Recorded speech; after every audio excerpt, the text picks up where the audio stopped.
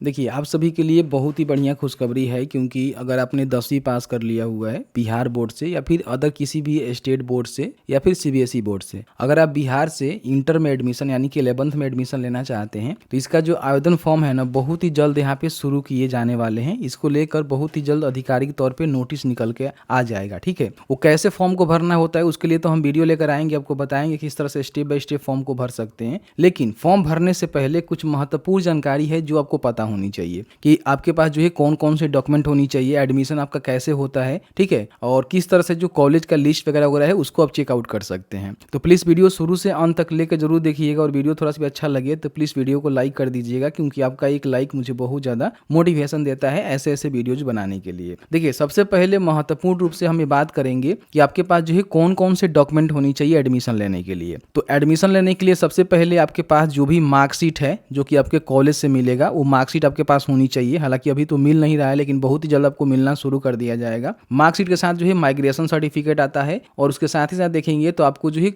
जो school leaving certificate होता है वो स्कूल के द्वारा ही उपलब्ध करवाया जाता है। अगर आप दूसरे किसी मान लीजिए विद्यालय में एडमिशन लेना चाहते हैं तो सेम विद्यालय में लेंगे तो आपको जो है स्कूल लिविंग सर्टिफिकेट नहीं देना पड़ेगा। ये सारे डॉक्यूमेंट जो आपके स्कूल के द्वारा दी जाती है, जिसको आपको कलेक्ट करके रख लेने हैं। दूसरा काम आपको ये करना है कि आपको आय जाति निवास इसलिए बनवाना है, केवल आपका एडमिशन में जो है जाति लगेगा, लेकिन आय निवास बनवा कर रखेंगे तो कई प्रकार के अलग अलग स्कॉलरशिप का जो बेनिफिट है ना वो आप ले पाएंगे। जैसे कि मान लीजिए आपको बिहार बोर्ड के द्वारा जो मैट्रिक पास करने के बाद प्रोत्साहन राशि दी जाती है, उसके लिए फॉर्म भरना है, तो कहीं ना कहीं वहाँ पे भी आपको जो अपना जाति प्रमाण पत्र है आपसे मांगे जा सकते हैं, आय आपसे मांगे जा सकते हैं, क्योंकि उसमें आय भी आपको देना पड़ता है। तो आय जाति निवास आपको तीनों बनाकर रख लेना है। इससे क्या होगा कि तीनों सर्टिफिकेट आपके पास रहेगा, किसी प्रकार की कोई भी स्कॉलरशिप का फॉर्म भरना है, एडमिशन का फॉर्म भरना है, उसके बिहाफ पे आप भर पाएंगे। ठीक है, तो ये 3 डॉक्यूमेंट आपको रेडी कर लेने हैं। अभी तक आपके पास अकाउंट नहीं है तो सीएसपी में अपना जो एक अकाउंट है ना उसको ओपन करवा लेना है, क्योंकि एडमिशन के समय आपसे जो है अकाउंट नंबर भी मांगे जाएंगे, और आपके आधार कार्ड और जो आपके पास मैट्रिक का सर्टिफिकेट है दोनों का जो डेटा है ना वो सेम होनी चाहिए। आपका जो नेम है, डेट ऑफ बर्थ है, जिस प्रकार से मैट्रिक के सर्टिफिकेट पे है उस प्रकार से आधार कार्ड पे भी होनी चाहिए,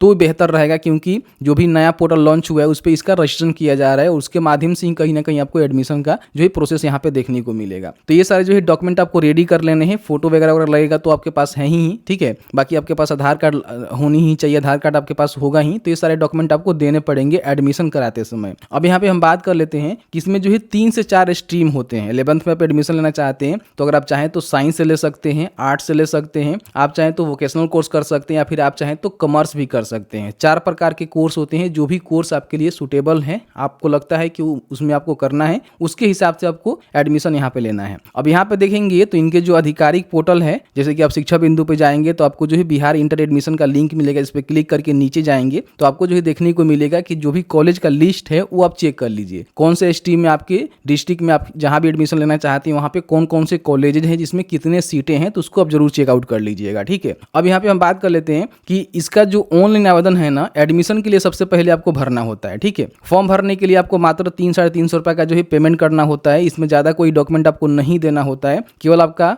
रोल कोड, रोल नंबर लगता है, और साथ ही साथ आपका फोटो लगता है। 350 रुपए का पेमेंट आपको करना होता है। और इसका जो रजिस्ट्रेशन फॉर्म है ना वो भरते समय आपको कम से कम 5 कॉलेज का जो है सिलेक्शन करना होता है, जिसमें आपको एडमिशन लेना होता है। जो भी स्ट्रीम आपको लेना है, जो भी कॉलेज में आपको एडमिशन लेना है, उसको जो है कम से कम 5 कॉलेज, और अधिक की हम बात करें तो 20 कॉलेज का सिलेक्शन कर सकते हैं।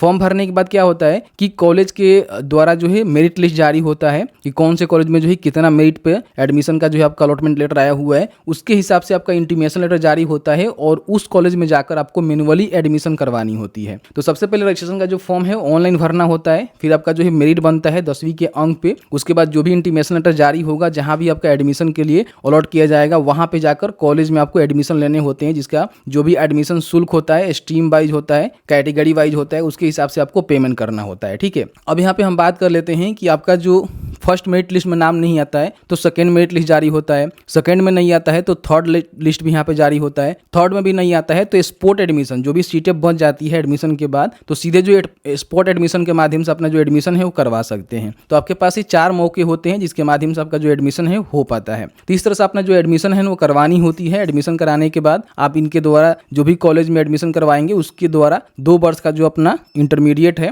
यानी कि 11th और 12th कर सकते हैं। ठीक है, तो इस तरह से मैंने जो है पूरी जानकारी बताया। बाकी इसका जो आवेदन है ना 11 अप्रैल से पिछली बार शुरू हुआ था, लेकिन अभी जो थोड़ा सा डिले है, कोई नोटिफिकेशन तो नहीं आया हुआ है, लेकिन बहुत ही जल्द नोटिफिकेशन आ जाएगा। मुझे लग रहा है कि 15 अप्रैल से पहले जो है कभी भी आवेदन शुरू हो सकते हैं। तो अपना जो भी डॉक्यूमेंट है उसको रेडी कर लीजिएगा। बाकी फॉर्म भरने का लिंक आपको शिक्षा बिंदु पर देखने को मिल जाएगा, और जैसे ही फॉर्म स्टार्ट होते हैं तो वीडियो लेकर आएंगे, आपको बताएंगे कैसे जो है फॉर्म को भरना है। बाकी सभी जानकारी हमने इस वीडियो में स्टेप बाय स्टेप बताने की कोशिश किया हुआ है। कहीं भी आपको किसी प्रकार की समस्या लग रहा है, कोई आपको जानकारी समझ में नहीं आया हुआ है, तो आप हमें चाहें तो कमेंट कर सकते हैं या फिर मेल कर सकते हैं, या फिर टेलीग्राम जो व्हाट्सएप चैनल है वहां भी ज्वाइन करके अपना जो कमेंट है वो कर सकते हैं। तो बस आज की इस वीडियो में इतना ही। वीडियो थोड़ा सा अच्छा लगा है तो प्लीज वीडियो को लाइक जरूर करेंगे।